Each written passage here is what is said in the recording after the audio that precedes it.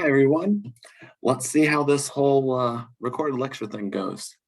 Our objective for today is to look at uh, the first half of these sections in chapter 1 of our calculus textbook. Um, the main idea here is functions. We're going to be talking about what functions are, how to do transformations on functions, how to compose them, how to find inverses of functions. All this is stuff that hopefully you've seen before in a prior course. And this is just going to be a little bit of a refresher. So I'm going to be jumping around these sections and trying to hit the high points of what I think is most important for you to have in your minds as we continue into actual calculus in chapter 2. Okay, so the first thing I have here is the definition of a function. Here we have a function from a set big A to a set big B. And the way that I want you to think about a function is that it's an input-output machine. We're putting some value into the function and we're getting another value out of the function. In this case, the value that we'd be putting in is our little a here, and we're getting out a little b. That can be seen as an ordered pair where the input is the first one and the output the second one, or in this function notation where we see a being plugged into the function f and getting an output of b. And the important thing with a function is that whenever you put in a certain input, like this little a, we want to make sure that we're living in a well-defined universe where for every input that we put in, we only get one output out, possibly. It is a problem if, we put something in and then that something splits into two different things. That's multiverse of madness. What we want is, one input to one output. It is fine for a function if we have two separate different inputs that lead to the same output. But what we want to avoid is putting in one thing and then not having an idea of exactly where we're going to land because it could split up into more than one thing. Let me go ahead and show you real quick the vertical line test or remind you of it, because hopefully that'll make sense of what we're doing. Or this definition of function. So we're on the coordinate plane where our horizontal axis is the x-axis and our vertical axis is the y-axis. Generally, we think of these x values as our inputs and y values as our outputs. So the coordinate plane is a really nice way of displaying the inputs and outputs of a function simultaneously, because we're in two dimensions here and we have a one-dimensional input and a one-dimensional output. So we can, when we draw a line, we are coordinating inputs and outputs in a very nice visual way. So that brings us back to the vertical line test. Let me go ahead and draw a squiggly line here. And it'll be a relation. So let's go here. Oh, what happened there? All right. This is not a function. If we were just going to look, maybe say at this, first portion, if I was just looking at the x values, let's say that these are the x values, I don't know, x equals -5 and x equals -1. If we were just looking on this domain, or set of input values, the squiggly line, the pink squiggly line that I drew, is actually a function on this domain, because if we were to look for any given input, let's say this is an input, so we go down to our function and we find that the output is here. And there's only one output for the given input that we have. And that happens the entire time there because in this domain, we pass the vertical line test. And the vertical line test is just, you throw a vertical line on there, and if it only crosses the function once, you're great. We run into problems when we get to the S part of this squiggly line. If I throw a vertical line in there, we cross at 1, 2, 3 different spots, which would correspond to putting in a number into our function. Like, let's say this is x equals 3. Let's say that's an x value of 3. What we have done is coordinate that with 3 different y values, which is a problem. It's the multiverse of madness thing.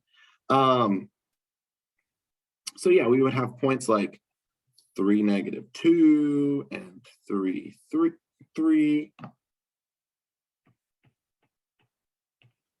and 3, 5, which is a problem. This portion, not a function.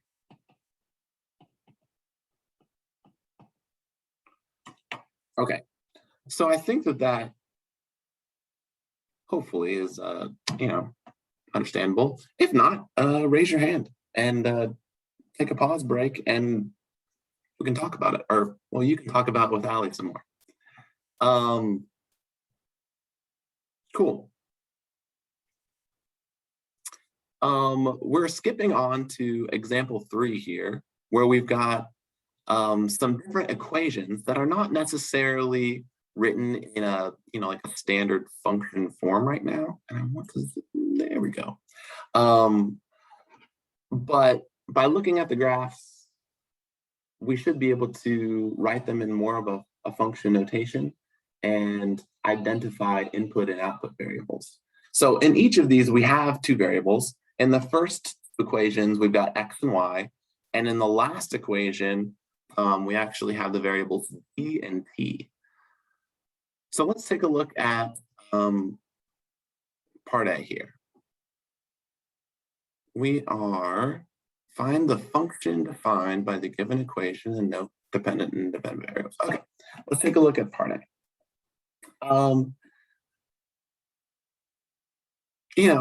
If we don't know any better, probably the first thing that we try to do is treat x like an input variable and y like an output variable, or x as the independent variable and y as the dependent variable. And that basically means solving for y. So that we can treat y as a function of x.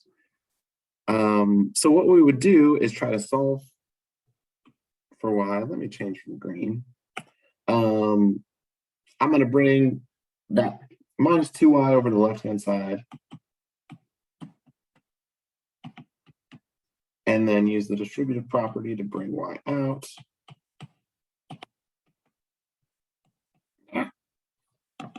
And then solve for y by dividing both sides by x minus 2.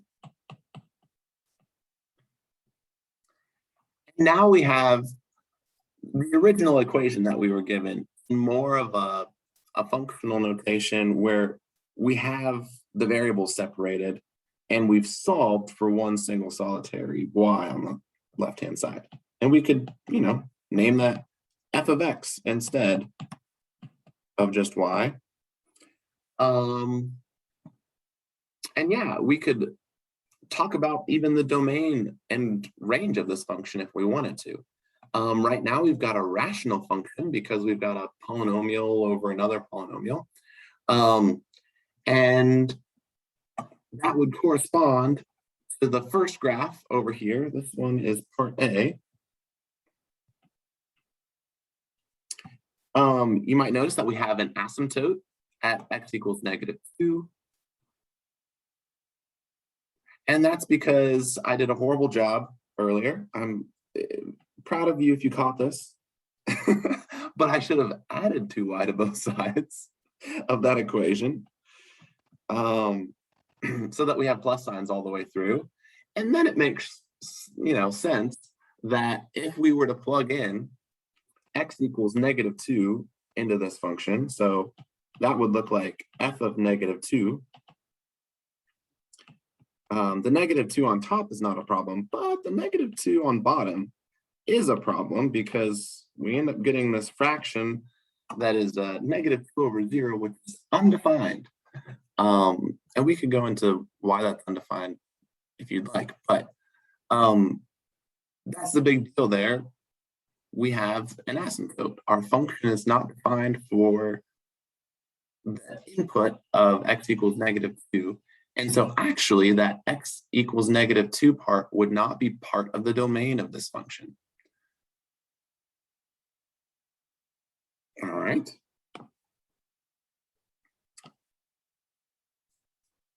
For this next one, we have a hint over here that this does not look like a function of x.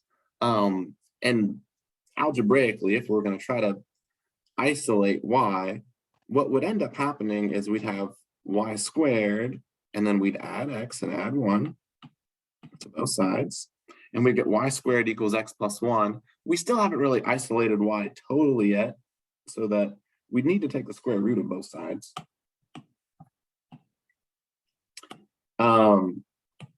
And so what we would have is y equals plus or minus the square root of x plus 1,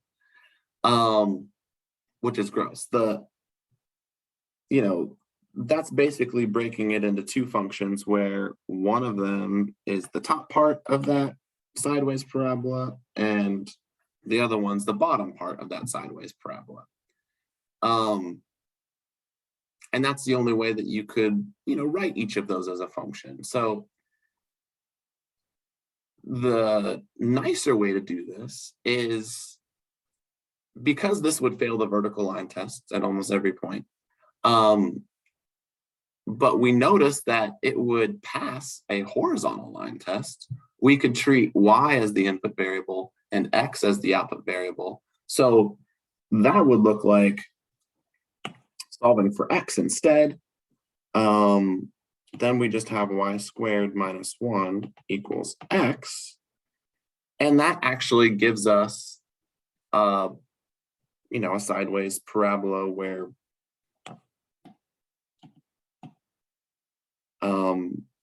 everything is fine if we were doing a vertical line test with respect to the y-axis instead.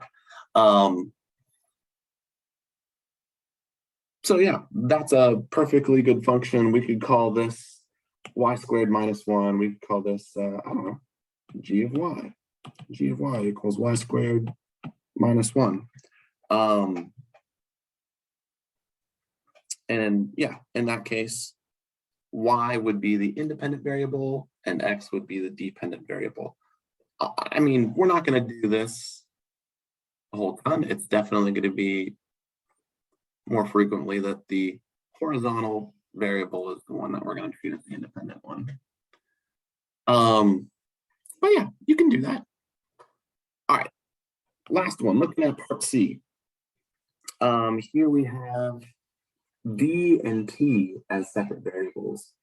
And there's a whole lot of t's going on there. So I'm thinking that probably it's going to be easiest to isolate d as the dependent variable. I would add 2t times sine of pi t to both sides of this equation, then divide by t.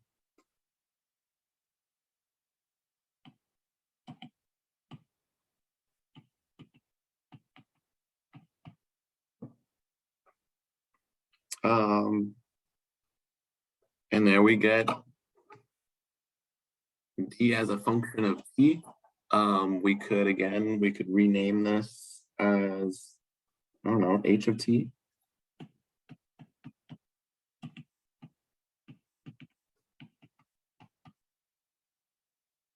But yeah, you can see that even though this graph is doing lots of squiggly stuff, at every point, the vertical line test would be fine. For any t value that we put in, we would get one and only one d value, which is the aim. Okay. Cool. Moving on. Right. This section talks about implied domain.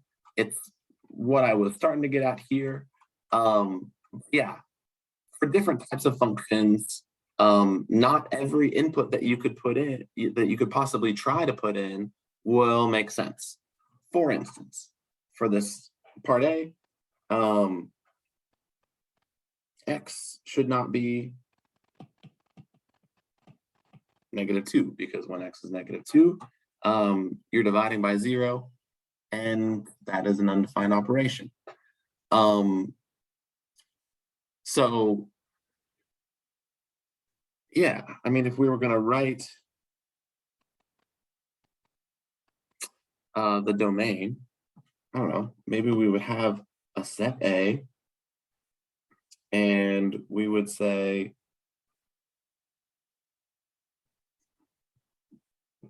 set A is this collection of all x such that x doesn't equal -2.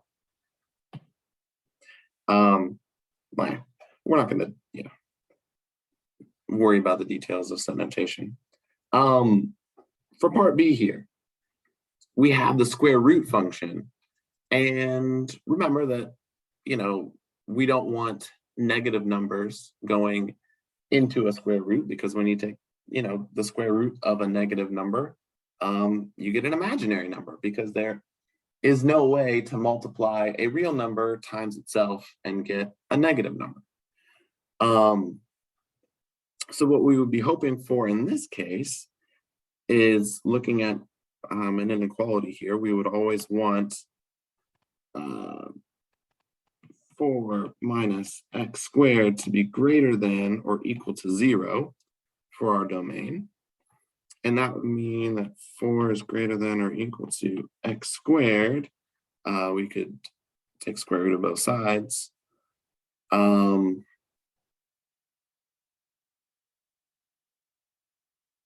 And this one's a little bit weird to think about, but what this eventually would tell us is x would need to be in between -2 and +2 in order for x squared to stay smaller than 4, so that this whole part is greater than or equal to 0. So the domain here is pretty restricted. Another way that you can write this is an interval notation, like that.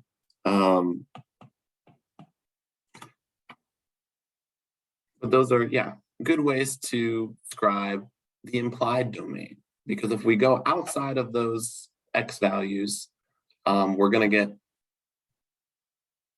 outputs that don't make any sense in the context where we're working with real numbers in this course. Cool. All right, let's keep going. All right, this is getting grindy. I'm going to try to make these quick and to the point. Even and odd functions are a good thing to remember. Even functions have symmetry about the y-axis. Odd functions have symmetry about the origin. What that looks like in terms of, the function notation is that for the vertical symmetry, we have f of -x is equal to f of x, meaning that, those y values are the same when you're on opposite sides of the y-axis. And, the odd part has this function, this way, so that these are equal on opposite magnitudes when you're at opposite x values. And those symmetries will be really handy to us as we go along in calculus and we try to use this symmetry to solve problems. Cool.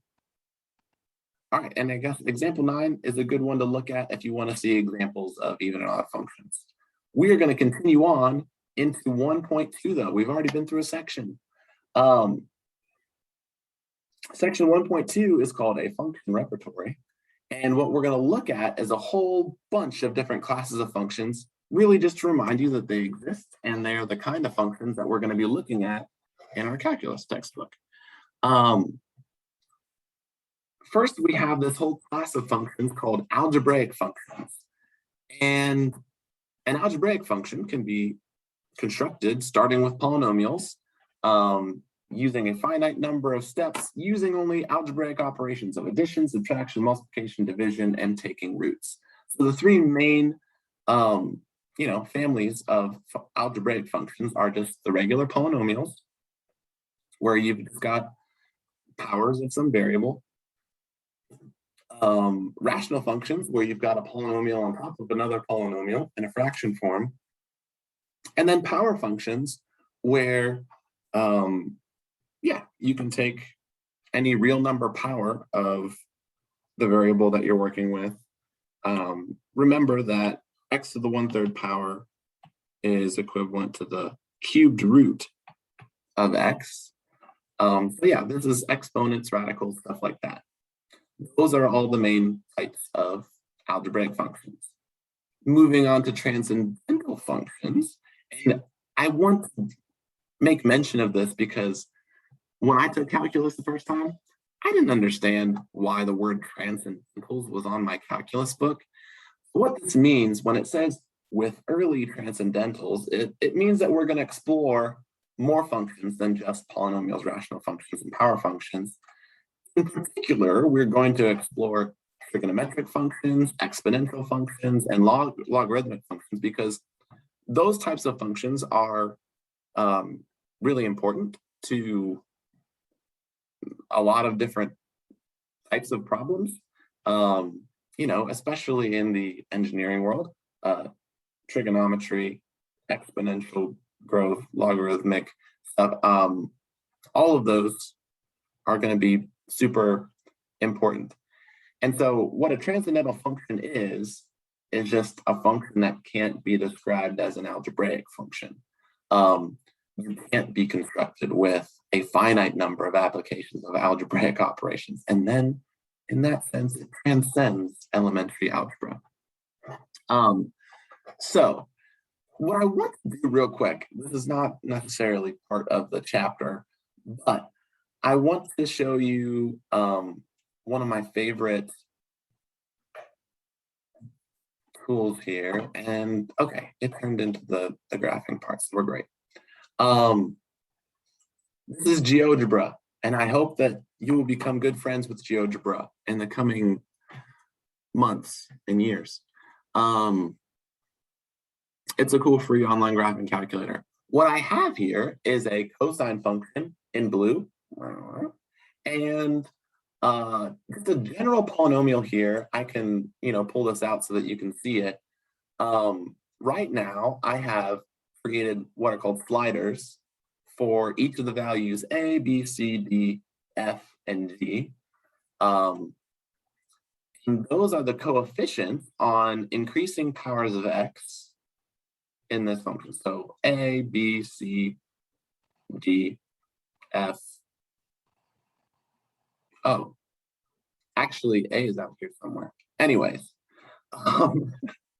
what I'd like for us to do is kind of explore that, oh yeah, cosine is not actually an algebraic function, because we can't just create a polynomial that perfectly maps onto cosine. This is something that later on we will explore how to do this using the tools of calculus, using especially derivatives. But what I'd like to do is take a shot at it. Let's try to make a polynomial that perfectly maps onto the cosine function. Let's see what happens. A is our constant. So if we put that up here, you know what? I'm going to focus in on the x value of 0. There are a lot of different x values where we could start this approximation. I'm going to choose, let's start off with x value of 0. And we'll make our red polynomial match cosine perfectly there. I think we're good in terms of the constant. Now we have the same y-intercept. Great start. If we start messing with b, you can see that since we're working with the coefficient on this first power of x, this is giving us an odd component to the polynomial that we're making. You know, on one side, we are, down from our y-intercept, and the other side, we are symmetrically above our y-intercept. And that's, one of the reasons this is called odd. We're working with an odd power of x, so we're getting odd behavior from our function. Notice that cosine is completely symmetrical with respect to the y-axis. And so actually having a coefficient of 0 here is going to be best because we don't really want any odd components when creating a cosine. So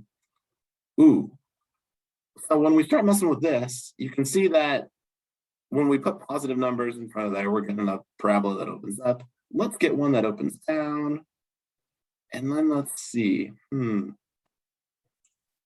It looks like for when we create c is equal to -1/2. And I could even zoom in to show you that this works really, really well, especially for small values of x in either way around the x value of 0. We're getting a really good fit here. And later on, we will figure out exactly why it needs to be -1/2 to make that fit work. But again, this d part would give us an odd component. That's our cubic portion, and we want that to be zeroed out because cosine is an even function. Here's our next opportunity to work with something that's even, and what will be the best thing to put here? The way that I'm sliding things, not working out very well, but I happen to know that we need to put in the number 1/24 here. And that's due to, 24 being equal to 4 factorial. We will see that soon. I'm going to show you some formulas. But the general idea here is that as we go higher and higher in terms of our polynomial degree, we can get better and better approximations of cosine. But in order to fit cosine perfectly, if we go out and out and out and out, we're going to need to use an infinite number of polynomial terms to fit everything because cosine just keeps repeating periodically forever. So cosine, incidental. We can't do this. We can't perfectly map a polynomial onto cosine in a finite number of steps. It's not possible. Real quick, let's go back to OneNote. I'm going to show you this. These are what are called Taylor series, and we actually won't get to these until calculus 2 primarily.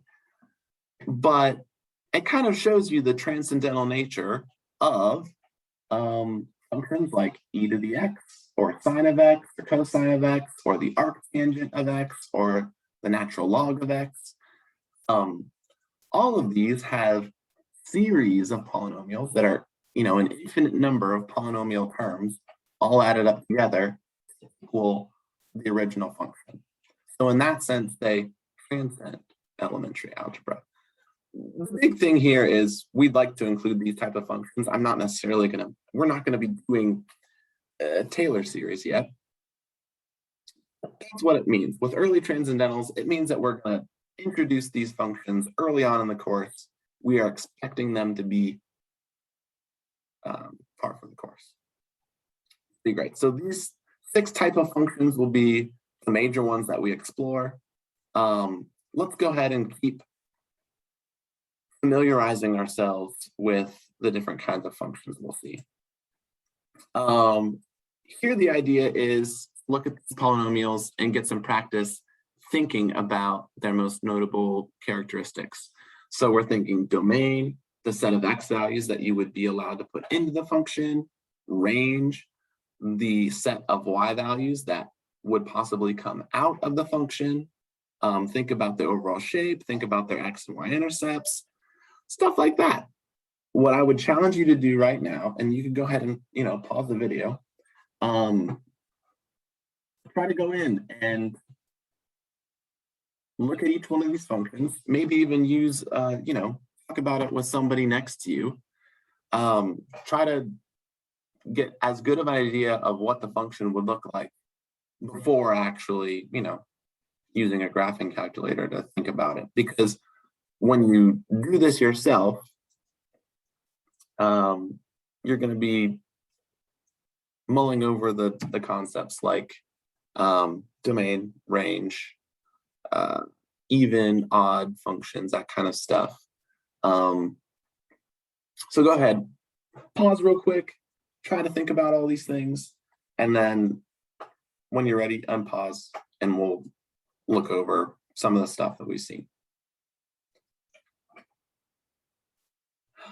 Okay, so we're unpaused. That first function, this is just a line. We've got a slope here of -3/2 and a y-intercept of 3. Yes, called a first degree linear function. Great. Definitely passes a vertical line test. Domain, all x values. Range, all y values. Everything there's pretty good. The next one was 2x squared minus 4x minus 6. Here we have a parabola that's opening up. It's a quadratic function because our highest degree is 2. It's opening up because this coefficient is positive. And we have 2 x-intercepts that we could find by factoring. This next one that we're looking at is already factored. That gives us x-intercepts really nicely. But if we wanted to find the x-intercepts for g of x, we could, sorry, let me catch up with where we are. We could take the 2x squared minus 4x minus 6 that we have, bring out a 2, so that we're just left with x minus 2x minus 3. And then think about how we could split this up into 2 linear factors. We would have x minus 3 and x plus 1, I believe, would get us there, so that if we multiply the first ones, we would get x squared. If we multiply the outsides, we get x. Insides would be -3. And then last would be -3. So that the x and the -3x would combine to be -2x. That tells us that we are crossing the x-axis at 3 and -1.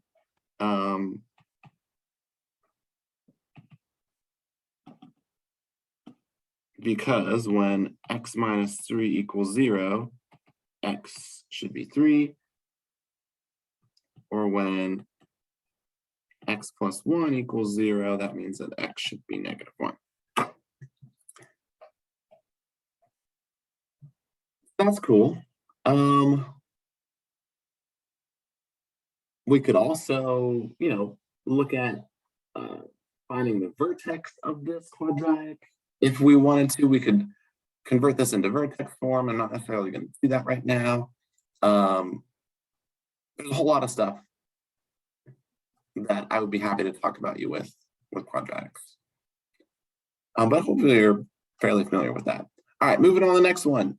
We have a cubic polynomial because we're starting off with 3 linear factors. We should cross the x-axis at -2, -1, and +3. This 1/2 out in front basically means that we are stretched by a factor of 1/2, which is really like a squash in the vertical direction. We're a little bit more squashed than we would be otherwise. But yeah, since all of these have positive coefficients on x, we would expect this to start low and end high. It is an odd function overall. And we have those x-intercepts that we are expecting. Yeah, it's a good function. The range of this one is all of the real numbers. I guess it might be important to go back and explain that while any x value can be put into this parabola, the range or the y values that we could get out would be bounded on the bottom by the number -8. And if we wanted to find the x coordinate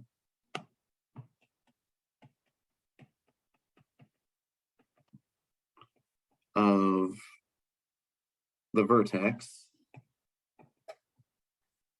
what we could do is look for where x equals -b/2a, which is actually the first little snippet of the quadratic formula.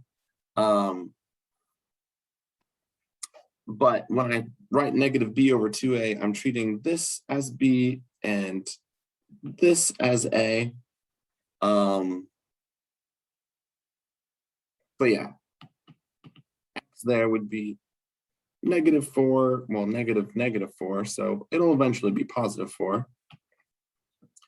And then 2 times 2. So we get 4/4, which is 1, which means that the x coordinate of our vertex is here at x equals 1. And if we put in 1 this parabola, we would get 2 times 1 -4 -6. I don't need to put a 1 there. But yeah, g of 1 is -8. 2 -4 -6. So yeah, the coordinates of that vertex are 1 and -8, meaning that we will never get any numbers that are less than that in terms of the y value. So there's a restriction on the range there. Okay, last one is a quartic polynomial. What to say about this? Because the highest degree here is 4, overall this is going to behave like an even function in the sense that it's either going to come in from the top on both sides or it's going to come in from the bottom on both sides. And since this is a negative out in front of the largest degree, yeah, we're going to be coming in from the bottom. But again, we could do the same thing. We could factor this to get the different x-intercepts. I'm not going to do that right now. And we would have to, we have to be pretty crafty on how we do that since it is a quartic polynomial. Technically, there's a quartic formula, but it is gross to use. We'd have to be, pretty sly doing that. But mainly what I wanted to focus in here is the overall shape. Again, we would have a restricted range. It would have an absolute maximum. It looks like 12 here for a y value. But, hopefully that was helpful. The rational function practice gets to be even a little bit more interesting. Here are 3 rational functions. You guys can go ahead and pause the video, and then we'll talk through this real quick afterwards. But again, maybe try sketching the graph of these functions, thinking about asymptotes, thinking about where the function would be defined. Yeah, try that out real quick. And again, go ahead and talk with a partner to get your ideas going. Okay, now let's take a look at the solutions. This first rational function is actually going to cancel pretty nicely if we factor the top part. So if we factor the top part, x squared minus 1, that's the difference of squares. So on the top part, we can have x minus 1 times x plus 1. Let me go ahead and scooch down there. Yeah, I'll go ahead and, this is for part A. We could write it as x plus 1 minus 1 over x minus 1. And so we would need to know that x can't be 1 as part of this domain. But once we recognize that, we could cancel from the top and bottom these factors of x minus 1 and just be left with x plus 1. X plus 1, as you know, would be a line with a slope of 1 and a y-intercept of 1. But the big thing here is, since we had that x minus 1 on the denominator originally, there's going to be a tiny little hole in this line when x equals 1. And so that's what this looks like. We've got that line, and we've got a tiny little hole there. Yes, we're remembering back that we couldn't put 1 into the denominator of that original rational function. Cool. The next one, we're looking at this rational function, g of x. And again, we could try factoring everything. The bottom part's the only part that factors here. The top part is not factorable. But what we get here are two places, -5 and +3, where we would have vertical asymptotes, because those would be two places where the denominator of that rational function would be 0. So having two vertical asymptotes makes sense there. Let's talk about the horizontal asymptote. Why do we have a horizontal asymptote? That happens because the degree of the top part and the degree of the bottom part are actually the same. So you can kind of think of rational functions as having a war between the numerator and denominator. And you'd think about which one would win over time. Since these are both quadratic functions, they're going to be pretty evenly matched. And over time, when you start putting in, let's say, bigger and bigger numbers as you're moving over towards, as x approaches infinity, all the way over on this side. Well, that was not an infinity. Let me try it again. As you keep going farther and farther away, what you're going to have for the overall function of g of x is, this is bad notation, but I want to write it in there so that you guys get a feel for what's happening. We're not going to really square infinity. When I write infinity here, just think really, really big number.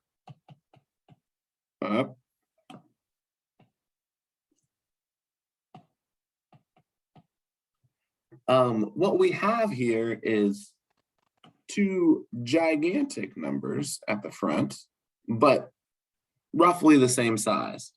When you multiply a really, really big number by itself, becomes an order of magnitude, like even more gigantic number. Whereas if you were going to multiply 2 times a really big number, it would still be dwarfed relatively by the really big number squared. So it's really this leading ratio that we're really concerned with. And that's why on this one, it turns out to have a horizontal asymptote at y equals 1. Because as x goes to infinity, this whole thing goes to some really big number over the same, a very, very similar really big number, which ends up equaling, 1-ish. Let me go ahead and rewrite that so you can see it. over time. Cool.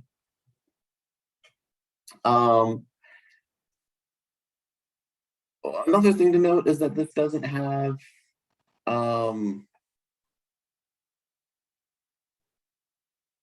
don't know, super interesting.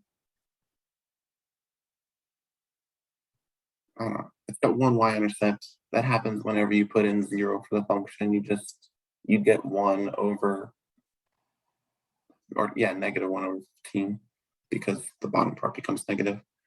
Yeah.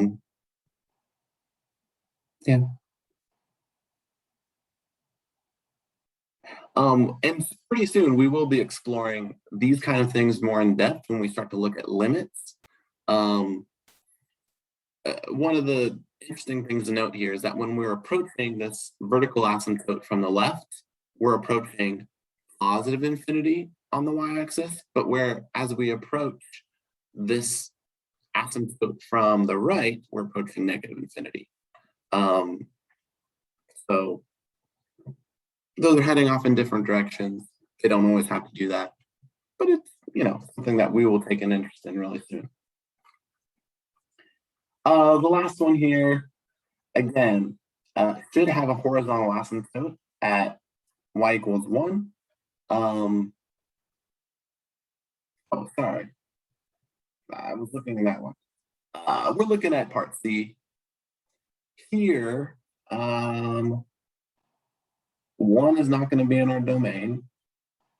And we should have an asymptote there because we're not going to have a removable discontinuity like we found first.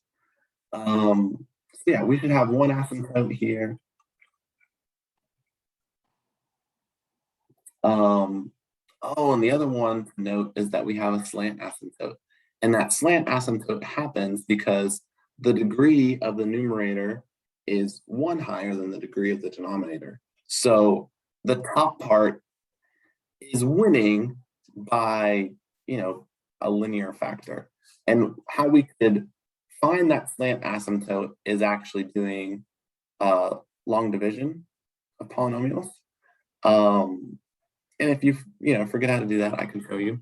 Or, maybe even Alan could show you. I don't know. But yeah, knowing that there's a slant asymptote is an interesting thing. But we've got 1 vertical asymptote at 1, like we expected. Yeah, so that's cool. All right, that was 1.2. The main idea there being we get some practice with different kinds of functions and realize that the 2 main types of functions we're doing are algebraic functions and transcendental functions. The last portion for today, and I know this is already getting really long, and I apologize if it's too long. The last part is transforming and combining functions. And to make a long story short there, what I wanted to show you is another GeoGebra demonstration where I have created a few functions already. The first one that I want you to pay attention to is this weird piecewise function. When you're in GeoGebra, in order to make a piecewise function, which means it's going to be a different function for different parts of the domain, you have to use a lot of if statements. And I know that this is probably hard for you guys to read. But I've made different if statements for this for when x is less than -1, in between -1 and 2, and then greater than 2. I've created, different functions for each one using if statements. Not necessarily something that you're going to have to do, but might be useful in our first activity. So, remember that piecewise functions are a thing, at least for that first activity. It might be something to try out. Why I did this, and I made this weird function that kind of looks like an M to some extent, is to show you the power of function transformations. Because this kind of looks so weird and it's asymmetrical around, pretty much everything, we're going to be able to see how this transformed pretty nicely. What I've done is I've taken the original function f of x and I've put an a out front of it, a b inside of the function's argument, but just nestled right next to x as a coefficient on x. And then we've got h hanging out here behind a minus sign on the inside of the function's argument. And then I've got a plus k on the outside. And those signs will hopefully make sense when I start moving this around. When we change a, the number that's out in front, what that's going to do is induce a vertical stretch. So if we go numbers that are bigger than 1, we're stretching out vertically like that. If we get a number in between 1 and 0, we have the effect of kind of squashing the original orange function. Notice what happens when we get into negative numbers. That means that we have a vertical reflection component, and if they get larger in absolute value, that just means we're stretching them out farther and farther and farther. So that a number out in the front of a function is going to be a vertical dilation. B is hanging out next to x on the inside the argument of the function. And this is going to correspond to a horizontal dilation. So if we increase b here, you can see that we're actually squishing things in,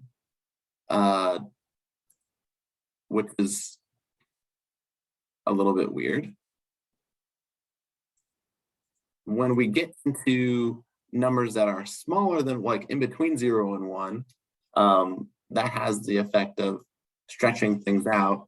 Maybe I can try to, I did not slow that down soon enough. Let's go back here. So when this goes from positive to negative, we have the effect of a horizontal reflection. But yeah, note that, at -1, we get this really nice symmetry about the vertical axis, where this used to be. So this one does horizontal dilations. And I guess if you wanted it to behave more like A does out front for the vertical dilations, you might want to define that as like 1 over B, because what we get is a stretching behavior when these numbers are small, but a squishing behavior when these numbers are big. So that's just something to, consider. The next one we want to do is this H thing, which is the minus part. We could shift that to a bigger number, and that shifts us to the right. When we shift that to a negative number, it shifts us to the left by that many units. And notice that corresponds to right and left, like we would normally kind of want things to go, only if we have the minus sign here in our definition. That really, what that has the effect of is, shifting the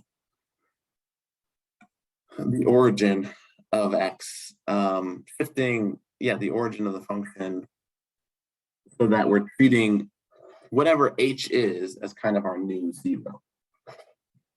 And then k, finally, is a vertical shift, a translation up or down. That's pretty cool. I wanted to show you the same thing with the sine function. This is probably a little bit more familiar than the piecewise function, but vertical shift for A,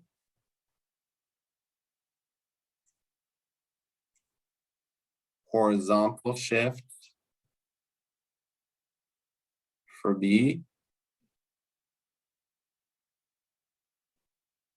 To remind you of what this horizontal shift means in terms of the trig functions, notice that the red sine function goes through one period, between 0 and 2 pi, a little bit more than 6. When we increase that b number to 5, it means that there are now 5 periods of the blue function that are completed in the same exact stretch as the original red one. So we've got 5 repetitions of the blue one at the same time that 1 repetition of the red one's happening. So yeah, oftentimes I think that would be called the frequency when you're looking at periodic functions like this. And again, horizontal shift, forward and backward, and vertical shift, moving the midline of that trig function. So yeah, I mean, we could look at everything at the same time. Vertical shift, horizontal shift, horizontal, vertical. Function transformations are really cool. Understanding how these numbers in strategically located positions allow you to transform functions really gives you a lot of insight in how to graph things and understand what these functions are doing. So I tend to always think about, these kind of stereotypical sines, cosines, e to the x, natural log, and then if there is anything more fancy in terms of those functions, think about those as function transformations. So like this one is normal parabola that opens up. It's been shifted vertically by 3. So I know what that looks like without having to think too much. Yeah, and tomorrow we're gonna probably, do some more on this, but composing and decomposing functions.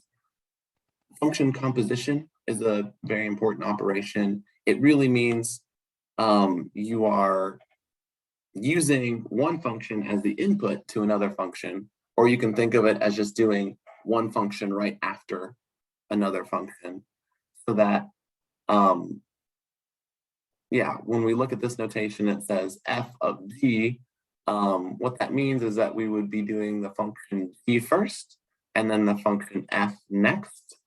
And f of g is the composition that maps everything over at once.